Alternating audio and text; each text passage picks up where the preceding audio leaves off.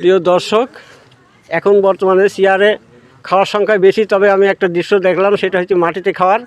এই দৃশ্যটা কেমন লাগে এবং কি পরিবেশ সেটা দেখাচ্ছে। আপনারা দেখছেন সবাই মাটিতে বসে খাচ্ছে। এ সম্বন্ধে যারা খাচ্ছে তাদের কাছে আমি একটু জানবো কেমন লাগছে।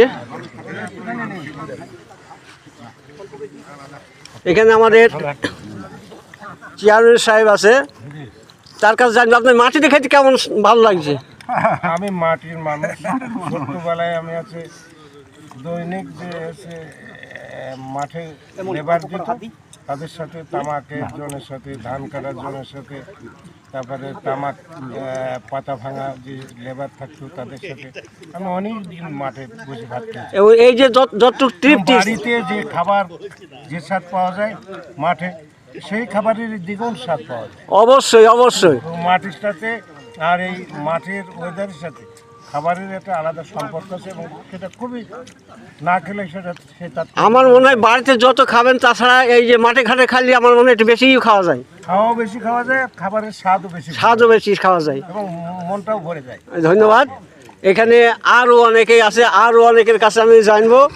এখানে আমাদের চাউলিয়ার এক হুজুর আছে, তার কাছেও একটু জানি। আসসালামু আলাইকুম। যেহেতু খাওয়ার সময় বলে সালাম দেওয়া ঠিক না, খাওয়ার সময় সালাম দেওয়া পরে শুনি। আচ্ছা, যাই হোক, কেমন লাগছে? আজকে খুব ভালো লাগছে, বহুদিন পর মাটিতে বসে যে খাবার খাচ্ছি। যে কথা আমাদের চেয়ারম্যান সাহেব বললেন যে বাড়ি যে খাবার একই মানের রান্না, সেই রান্না যদি মাঠে গিয়ে খাওয়া যায় তার দ্বিগুণ স্বাদ লাগে, ধন্যবাদ লাগে মানে জনদের সাথে, মানুষের সাথে। তো আজকে আমাদের খুব তৃপ্তি লাগছে খাটি। ধন্যবাদ। তার কারণ এটাই স্বাভাবিক কথা। কে প্রিয় দর্শক, এখানে দেখছি অনেকেই খাচ্ছে। আপনার বাসা কোন জায়গায়? চন্দ্রবাস। আপনার? সব চন্দ্রবাস। ধন্যবাদ। কি আপনাদের সবাই খাইতে ভালো লাগছে? এখানে খুবই সুন্দর স্বাদ।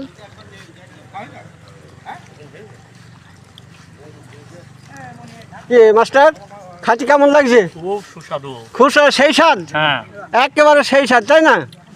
ধন্যবাদ।